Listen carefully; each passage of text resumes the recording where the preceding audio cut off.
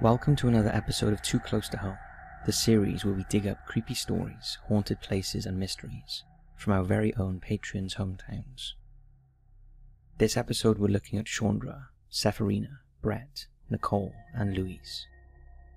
And we have some good stories in store for you five. Now, as always, hit those lights, sit back and enjoy.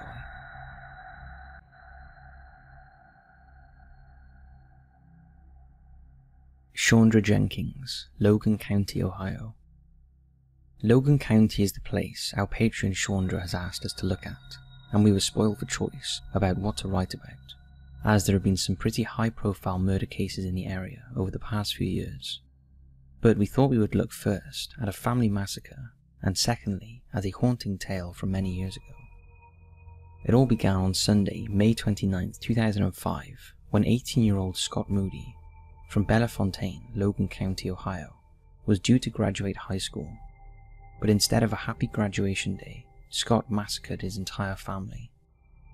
First he shot his grandparents, Cheryl and Gary Schaefer, in their farmhouse, and then returned to his home, reloaded his gun, and went from bedroom to bedroom shooting relatives and friends while they slept. After killing his family, Scott turned the gun on himself and fired twice into his head. The first shot from above and behind his left ear lodged in his sinus. The second went through the right side of his mouth and was fatal. Scott killed his mother and two of his sister's friends, 19-year-old Megan Karras and 14-year-old Paige Harshbarger. His 15-year-old sister Stacy was the only survivor. But the question was, why did he do it? While it seems the family had a tough few years, the dairy farm they ran was failing, and Sherry had divorced Scott, and Stacy's father and her grandmother, Wilma, had passed away. Sherry had tried to rescue the crumbling family business, but her parents resisted her suggestions to change things up and modernize. And at the time of the shooting, debts were mounting, and there was also some dispute about Wilma's will. It was also revealed that in the 2 years before the killings, police had visited the main farmhouse 10 times in response to noise complaints, although no charges were brought. However, no one could believe Scott was capable of killing his family. Even his school teachers were stunned. Although in the weeks leading up to the shooting, it was reported that Sherry had contacted a counselor for advice about how to get an abusive son, now legally an adult, to move out of her house. The only survivor, Stacy, also refused to believe her brother was the shooter. She described being woken up to a gun in her face, and as she rolled over, she was shot in the neck. Stacy described the assailant as a man with grey hair, not her brother. Despite being injured, Stacy staggered to her mother's room, but instead of calling the police, she called 2 friends and then her stepsister, who drove over to the home and discovered the other victims whilst on the phone to 911. The police response was swift, as the Logan County Sheriff's Office neighboured the Schaefer farm, and Stacy was interviewed at length by Deputy Sheriff John Stout, and she was adamant that Scott was not the killer. But in the aftermath of the shooting, it seems Deputy Sheriff Stout got a little too close to Stacy. Her stepmother overheard the pair making plans to spend the weekend together. She later reported him, and the deputy was fired and indicted on multiple felonies, although sexual battery charges were dismissed. Stout has always maintained that he befriended Stacy only because he thought she knew much more about the shooting than she let on. Over 15 years later, there are still lingering doubts about what really happened that day. It is possible, but very rare, for someone to shoot themselves twice in their head. What is also unusual is shooting yourself from behind and above the left ear. It's also curious that Scott's injuries were consistent with the gunshot wounds of all the other victims. Another question is that if Deputy Stout's relationship with Stacy predated the murders, him being at the crime scene and interviewing Stacy would have compromised the investigation beyond repair. It may also be the reason Stacy did not call 911 immediately after the murders.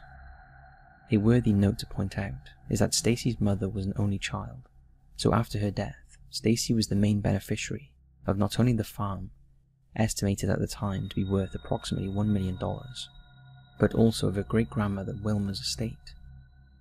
Of course, this could all be circumstantial, and in the intervening years, Stacy has tried to move on with her life and is now married with a child.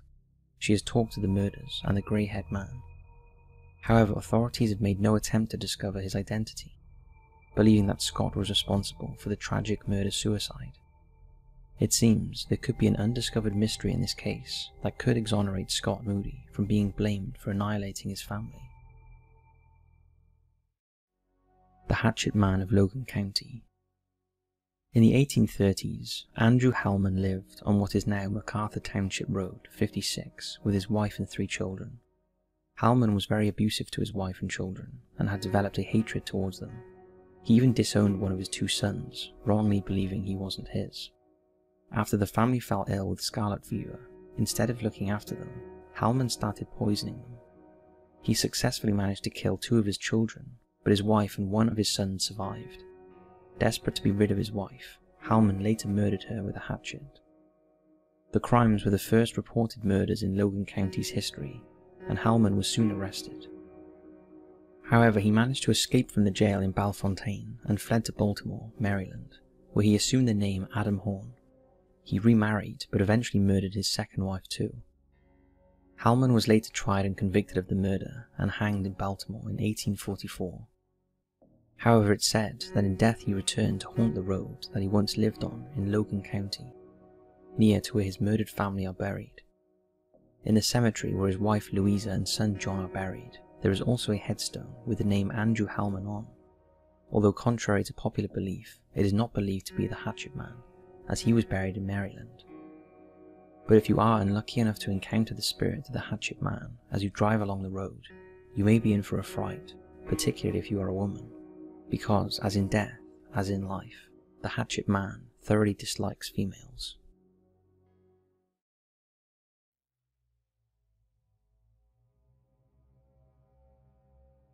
Severina Tabor, Phoenix, Arizona. Severina lives in Phoenix, Arizona, a place with its fair share of mysteries and haunted locations. It also has no less than 4 castles. Here we will look at 2 of those castles, as well as a haunted hotel. We hope you enjoy Severina. Tovray Castle. Tovray Castle sits on a hill overlooking Phoenix. Its unusual wedding cake design is easily visible from the highway and those flying into Phoenix Sky Harbor International Airport. The castle was built between 1928 and 1930 by Alessio Carraro, an Italian immigrant whose vision was a desert resort community with a hotel surrounded by a cactus garden. However, even though the design materialized, the community did not, and Alessio later sold the property to cattle baron E.A. Tovaria and his wife Della. Today, the castle and grounds are owned and maintained by the city of Phoenix, but there has always been an air of mystery about the place, and there are plenty of rumors of hauntings and other stories. One of the tales is that Della was murdered in the house after a break-in and has haunted the castle ever since.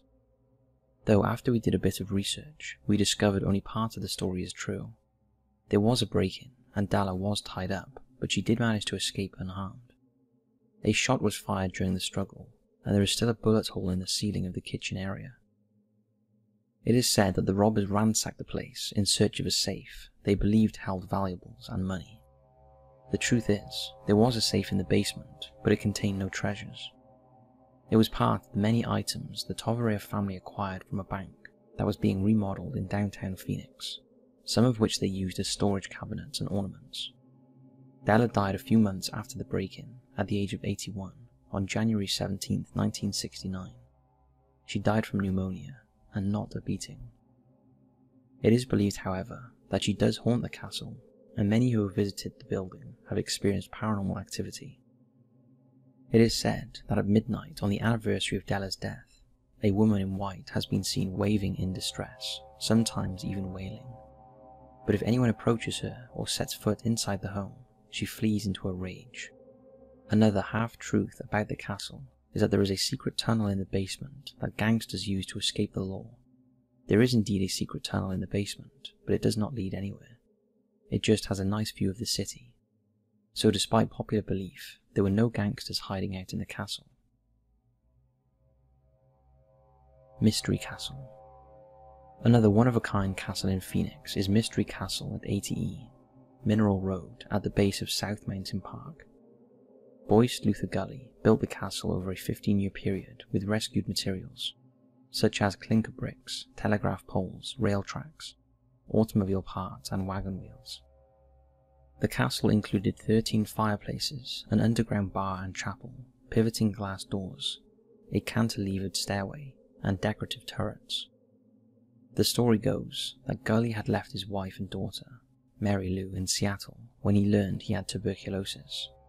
Mary Lou had always wanted a sand castle that wouldn't wash away with the tide, so he built the castle for her, and upon his death she lived there until her own passing. While she lived there, she gave tours of the castle and shared the story about her father. The building is reported to be haunted by the ghost of a little girl that has been seen wandering throughout. Some claim this to be Mary Lou Gully, although this is disputed because she did not die in childhood. In fact, she only knew of the existence of the castle after her father's death from tuberculosis. Those that have witnessed the ghostly child claim she can be heard asking where her daddy is, and occasionally witnesses feel a small invisible hand attempting to hold their own, or a tug at their clothing. Also reported are the sounds of a deep, racked cough, leading some to surmise that Boyce Gully also lingers in his creation after death. Hotel San Carlo. Hotel San Carlo in downtown Phoenix was built in 1928, and at the height of its popularity welcomed the likes of Clark Gable, Carole Lombard, Mae West, and Marilyn Monroe. But despite its famous guest list, it is better known for a tragic event that happened shortly after it opened. In May 1928, a young woman named Leon Jensen checked into room 720. It was reported that she was distressed by a possible breakup with one of the hotel's bellboys, although this has never been conclusively proven. However, whatever the reason, the 22-year-old could no longer face life, and she jumped from the top of the 7-story hotel to her death, landing on the street below. Since her death, a number of guests at the hotel have reported seeing a woman in white standing at the foot of their beds, lingering for a few seconds before walking toward the door and vanishing. It's no coincidence that many of these sightings have occurred in room 720. The mysterious woman in white neither speaks or appears threatening during her reported visits at the hotel. But she is not the only ghost to haunt the hotel. The spirit of a little girl sitting crying has also been witnessed in some of the rooms, and some have also heard the voices of children running through the hallways or laughing in the building's basement area. Paranormal experts have linked the sighting of these spirit children to the Native American worshipping grounds on which Hotel San Carlo was built, and where early Phoenix settlers erected the city's first school in 1874 that eventually was shuttered in 1916 to make way for the luxury hotel. We'd love to know if you've ever been here, Sephirina, and experienced anything paranormal.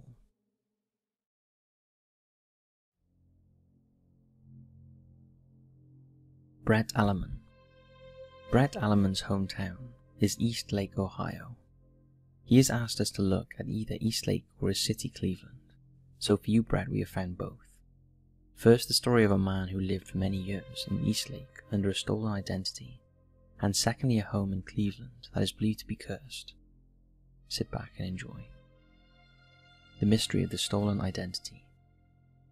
In August 2002, Joseph Newton Chandler III committed suicide, but when police tried to inform his family, they realized that in 1978 he had stolen the name of an 8-year-old Texas boy who was killed along with his parents in a 1945 car accident. The man took the boy's name by using a copy of his birth certificate to gain a social security card from an office in South Dakota.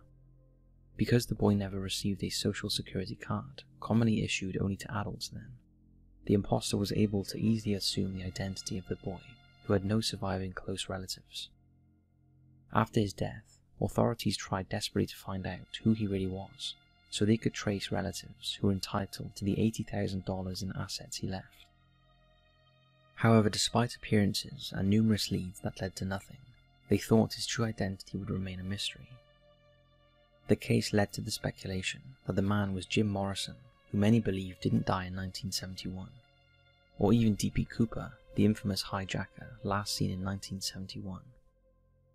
A breakthrough came in late 2016 when it was announced that forensic genealogist Dr. Colleen Fitzpatrick, had compared the then unidentified man's YSTR profile to public genetic genealogy YSTR databases to determine his possible last name was Nicholas, and in March 2018, the DNA Doe Project identified the man as Robert Ivan Nichols. Robert Nichols was born on September 12, 1926, in New Albany, Indiana. He joined the US Navy in World War II and served as a firefighter on the USS W.A.R.N.I.N.G, which was bombed by the Japanese in 1945 off Okinawa. He was wounded and awarded the Purple Heart, but it is said he burned his uniforms after the war. In 1947 he married Laverne Court and they had 3 sons. But in 1964, Nicholas left his wife and sons and filed for divorce the same year. He moved to Dearborn, Michigan, when in March 1965 he told his parents that he had moved to Richmond, California. He also sent a letter to his son Phil around the same time. This was the last the family heard of him, and he was reported missing in 1965. They even hired private detectives to try and find him, but to no avail. Nicholas lived the rest of his life in East Lake, Ohio, where he worked various jobs. His colleagues described him as being a hermit who left his home only to go to work and eat. He also took part in behavior perceived as eccentric and unusual, such as listening to white noise for hours, and once drove 700 miles to a Al Bean store in Maine, only to promptly turn around and drive back to Ohio after discovering there were no parking spaces. Also, according to investigators, his broken computer had made searches of Nazism and plastic explosives. What this case has highlighted is, it seems, if you want to disappear from friends and family, you can, and in the case of Robert Nichols, that is what he did for over 35 years. Franklin Castle. Franklin Castle isn't really a castle, it's a grand house located on the west side of Cleveland, Ohio. It was built in 1881 to 1883 for Hans Tiedemann, a prosperous German immigrant. After he moved in with his wife, mother, and his children, the family seemed to suffer one tragedy after another. First to succumb was his 15-year-old daughter, who died of diabetes. Shortly after, his elderly mother died, and over the next 3 years, the Tiedemans would bury 3 more children, giving rise to speculation that there was more to the deaths than met the eye. To distract his wife, Louise, from her grief, Tiedemann began extensive construction on the home, adding a ballroom, turrets, and gargoyles, giving the house an even more pronounced castle appearance. Not long after, Louise Tiedemann died from a liver disease on March 24, 1895, at the age of just 57. The following year, Haynes sold the house to the Mulhauser family, and by 1908, he and the entire Tiedemann family were dead, leaving no one to inherit his considerable personal wealth. After his death, rumors of crimes committed in the house by him, including sexual indiscretions and murder, started to surface and have contributed to Franklin Castle's reputation as a haunted house, and he was also suspected of hanging his own mentally ill niece in the house and of killing his mistress, a servant girl named Rachel. Over the years that followed, the house functioned as a home to various German and cultural organizations, prompting speculation that the house was chosen for its many secret passageways, where Nazis used it for medical experimentation and spy activities. In January 1968, James Romano, his wife, and 6 children settled in the home, but they found it hard to settle after a series of paranormal encounters. They even attempted exorcisms, and had called in a ghost hunting team to try and rid the place of spirits. After the Romanos moved out, countless families moved in and quickly moved out of the building, all claiming the place was haunted by a little girl on the 3rd floor, a woman in black on the top floor, and a ghostly figure in white on the stairway. They were also plagued by power outages and strange noises. At one point it was reported that human bones were found in a closet believed to belong to a baby, although it later transpired they had been planted by the owner in an attempt to gain publicity for his haunted tours. In early 1984, Michael DeVinco, Judy Garland's 5th and last husband, purchased the house and spent thousands of dollars renovating it after a fire had badly damaged it. although after 10 years it was again up for sale. In 2011, yet another fire damaged parts of the building.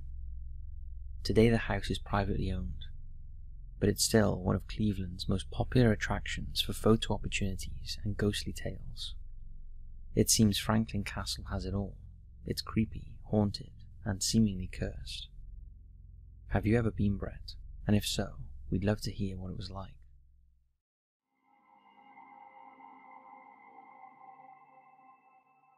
Nicole Raines. Nicole Raines lives in Chattanooga, Tennessee, and what a curious and beautiful place it is.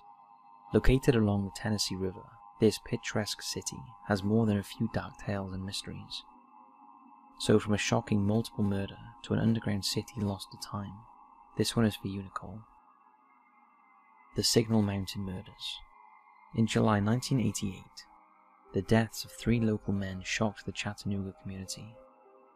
On July 9, 1988, 49-year-old Richard Mason, his 22-year-old son-in-law Kenneth Griffith, and his friend 23-year-old Sergeant Earl Smock set out on their quad bikes for a ride around Signal Mountain. But when none of them had returned by the following morning, the alarm was raised. The same day, a local resident stopped to check his tyres on Roberts Camp Road when he noticed 3 quad bikes covered with blood near a trash dump. Police soon arrived and connected the vehicles to the 3 men. As they retrieved the bikes, a man approached them and said that he had heard gunshots the night before. Police searched the area from where the shots were heard and found quad bike tyre tracks on the ground. A short distance away, they discovered a speck of blood on a fallen branch and what looked like drag marks in the mud. Further searches found more blood, brain tissue, and bone fragments, along with a penknife belonging to Kenneth. However, strangely, despite extensive searches, they found no bodies. Then 2 days later, and 11 miles away, 3 bodies were discovered at a dump site. They were identified as the 3 missing men. Each had been killed by a gunshot wound. Investigators quickly tried to piece together the events that led to their deaths, and believed the men were confronted by their killer near the place where the blood and drag marks were found. It was theorized that the killer tried to cover up the crime scene, either alone or with the help of an accomplice. First he dumped the bikes, then returned to the scene and moved the bodies. They believed the killer wanted the bodies to be found first, so that the crime scene would never be discovered. But in the aftermath of the deaths, few witnesses came forward. The case later appeared on the Unsolved Mysteries TV series. For nearly 10 years, the murders went unsolved, until in April 1997, when 50-year-old Frank Castile, owner of the land where the murders took place, was arrested and charged with the crime. Following a tip-off, it was discovered that a local woman named Mary Hill was having an affair with Castile, and she had received anonymous letters from his wife, saying that he was responsible for the murders. After being interviewed by the police, Hill agreed to have her house bugged in an attempt to get a confession from Castile. However, during their meeting, Castile's wife turned up and confronted them both, and the confession attempt was thwarted. Although soon after, a shotgun owned by Castile was seized, and it was the same type of weapon that was used to kill the men. At the trial, many witnesses came forward testifying they too had been threatened with a shotgun after Castile found them on his property, and Castile had kept a logbook of these encounters. In May 1998, Castile was convicted of the murders and sentenced to life in prison, but he was later given a second trial after it was determined that some of the evidence should not have been admitted. However, at the second trial in 2003, he was again convicted, despite him and his family maintaining his innocence. On May 25, 2019, Castile died in prison, aged 71. What is strange about this case is why it took 10 years to convict a man who was an obvious suspect. Those 10 years must have been torture for the family of the men who were murdered, and those who initially withheld information are partly responsible for that. The underground city in Chattanooga. Chattanooga is a curious place that in the 19th and early 20th centuries experienced extreme flooding. The flooding caused frequent damage to local businesses and had a devastating effect on daily life. After years of being ravaged by the floodwater, causing burst rivers, bridge destruction, homelessness, and significant loss of life, the city's leaders planned to take drastic action. They suggested raising the level of the city's streets by between 3 and 5 feet so that it would no longer flood. The people of Chattanooga used soil and a variety of other materials such as foundry waste and sawmill scraps to complete the task. Then in 1933, the construction of the Chickamauga Dam helped regulate the Tennessee River's water levels, preventing any further flooding. Because there are no historical records of the raising of Chattanooga, many believed it was a legend passed down through the generations. However, in 1970, archaeologists and University of Tennessee Chattanooga professor Jeff Brown started noticing small clues to the underground world beneath the streets of Chattanooga whilst walking around the city. He learned from service workers of doorways leading to tunnels and rooms, and some that led to nowhere. He discovered entire basements of buildings that were once first floors, including some with obvious storefronts and windows, all sitting below the original buildings. None of these areas were marked on maps, and very little documentation exists about the buildings, that in some places had been backfilled by as much as 20 foot. Some have explained these underground rooms as basements that were commonplace in downtown Chattanooga in the 19th century, and that they had windows to provide light and ventilation, and there is no evidence that the streets were raised. However, after one man had a terrifying experience working in a basement with a door that leads to one of the underground tunnels, people started to wonder if there was some truth in the claim.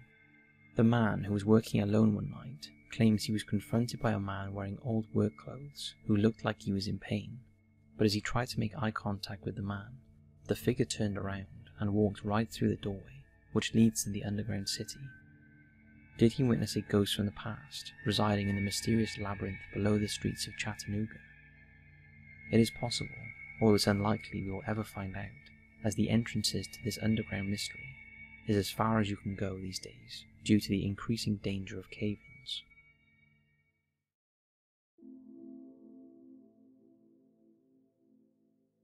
Luis Ortiz, El Paso, Texas. Luis has asked us to look at El Paso, Texas, where we are a little spoiled for choice about what to feature for Luis, but we settled on a 60-year-old unsolved disappearance and a haunted school, and we hope you enjoy. The Patterson Mystery. One of the enduring mysteries in El Paso, Texas is the disappearance of William and Margaret Patterson. On the evening of March 5th, 1957, the couple left their home at 3000 Piedmont Drive and completely vanished. Their disappearance was so abrupt that theories ranging from alien abduction to espionage have been suggested. Let's look at the events that led to their disappearance. 52-year-old William Durrell Patterson and his 42-year-old wife Margaret were an ordinary couple. They owned Patterson Photo Supply and were generally well liked by neighbours. William also owned a boat, a Cadillac, stock in a boat company, and property in Mexico. A few nights before their disappearance, the Pattersons invited their friends, the Wards, over for dinner. After they had eaten, Cecil Ward accompanied William to his garage to help him apply acrylic to a boat. The Wards later told the police that neither William nor Margaret mentioned any plans to travel. In fact, Cecil Ward told them that he and William had made plans for later in the week. The last person to see the Pattersons was Jerry Cash, one of their neighbours who took some Girl Scout cookies around to them on the night they disappeared. Cash said Mrs. Patterson seemed very upset and agitated, and Mr. Patterson was clearly unhappy about the visit. The next morning, a man called Doyle Kirkland turned up at the Cecil Ward's automotive business with William Patterson's Cadillac. Ward asked Kirkland what he was doing with William's car, and he told him he had worked on William's boat the previous night, and that the Pattersons were going on a little vacation. He then instructed Ward to fix a few problems on William's Cadillac. Ward was concerned and called the police. When they arrived at the Patterson house, they found it in a mess. There were dishes in the sink and evidence that they had left in a hurry, although curiously they had left the family cat. They later discovered that piles of expensive clothing had been left at the cleaners, with no instructions about who was picking it up. Ward cooperated with police, telling them everything he knew about the Pattersons. He also confessed that William had a 20-year-old mistress named Estefana Morfin. Morfin was also interviewed, and told authorities that William mentioned having to disappear soon and do it quickly, a statement she later retracted. It also emerged that the couple was secretive about their upbringing and childhoods, although it was known that Margaret's family disapproved of her marriage to William. Margaret's friends also told police that she would not tell them her birth date, exactly how she and William met or how long they had been married. Police thought they had a breakthrough when 9 days after the disappearance, Herbert Roth, the Pattersons' accountant, received a telegram. It was sent from the Western Union office in Dallas, where it had been commissioned via a phone call near the Love Field airport. The sender was listed as W.H. Patterson, which was odd considering William's middle name was Durrell. The telegram instructed Roth to act as a business manager to the Patterson Photo Supply Company. It also asked him to sell a mobile home owned by the Pattersons and use the proceeds to support the store, and to rent out the Patterson home for at least 9 months. Lastly, the telegram directed Roth to hire a new store manager and replace William. A name was provided. The new store manager would be none other than Doyle Kirkland. Not surprisingly, the telegram cast suspicion over Doyle, but no further evidence could conclusively link him to the disappearance, and by the 1960s, Kirkland quietly left El Paso and police lost track of him. Over the years, several witnesses have claimed to have seen the Pattersons, but the leads led to nothing. On March 27, 1964, the Pattersons were officially declared dead, and the case went cold for over 20 years. Then in 1984, a man named Ronaldo Nangaray came forward with startling new information.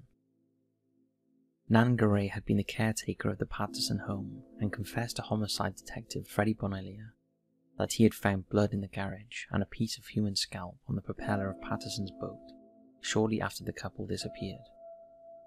Nangaray admitted to having cleaned up the mess. He also claimed to have seen one of Patterson's associates taking bloody sheets out of the home and throwing them into the trunk of a car, but he could not identify the associate. When asked why he waited so long to come forward, he said he was an undocumented immigrant back in 1957, and that he feared deportation. 2 years after speaking with the police, Nangaray died in a car accident. The whole case is filled with mystery. There are numerous theories, including kidnap, murder, and that the couple were abducted by aliens. There are some, however, who speculate that the Pattersons were spies and had simply fled when instructed to do so, a view El Paso County Sheriff Leo Samiego believed could be credible, considering how quickly they vanished.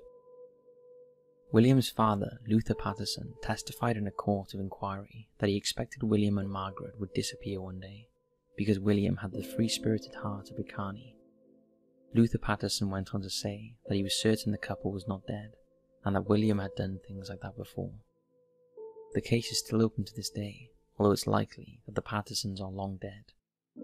But whatever happened to the residents of El Paso have never forgotten the case and the bizarre events surrounding their disappearance. El Paso High School. El Paso High School was opened in 1916 and enjoys a unique location on the side of a mountain overlooking the city, and is currently the oldest operated high school in El Paso. But along with its respected past and excellent academic results, it comes with a reputation as being a paranormal hotspot. Back in the days of World War I and II, and during the Spanish flu outbreak of 1918, the school was used as an overflow morgue, and the vast basements beneath the building temporarily held bodies that were shipped into El Paso until the next of kin could be informed. That is not the only oddity about the basement. There have been reports that there are early 20th century classrooms down there that are in pristine condition but have been inexplicably blocked off, seemingly for no apparent reason. Over the years, those who have studied or worked at the school have reported a variety of unexplained events, including doors slamming for no apparent reason, odd sounds coming from the gym when there is no one in there, and the feeling of being watched. One of the teachers at the school told of an incident that happened to him one night after he had finished work. He reportedly saw a girl in an old blue dress standing at the end of a hallway. Thinking she was a student who had stayed late, he approached her to tell her to go home. But when she turned to face him, he realized that the sad-looking child was transparent, and as he walked towards her, she faded away in front of him. And he is not the only one to witness the girl ghost. It is a common occurrence, and is thought to be related to a tragedy many years ago, when a girl pupil slit her wrists and plunged from one of the school's balconies to her death. Today the hallway and stairway to the balcony has been sealed off, but more than one person has reported seeing the apparition of a girl standing where the balcony used to be, and those who have tried to access the balcony through the blocked hallway have reported strange slime dripping from the ceiling and a light mist that pours through at least once a day, only to quickly evaporate. Another of the most famous El Paso high school ghost stories comes from a picture taken of the 1985 graduating class. Mixed in among a row of teachers is a young woman in a white dress. After reviewing the photo after it was taken, allegedly no one knew she was there. What do you think about this, Louise? And have you ever heard about this before? Or did you even go to El Paso High School yourself? Let us know. So that's it for this Too Close to Home episode. We hope you've all enjoyed. And again, if you would like your hometown featured, head over to Patreon for more information. We'd just like to say a huge thank you to Chandra, Severina, Brett, Nicole, and Louise. And another big thank you to all the patrons who are helping support this channel. Thanks for watching, and as always, we'll see you in the next video.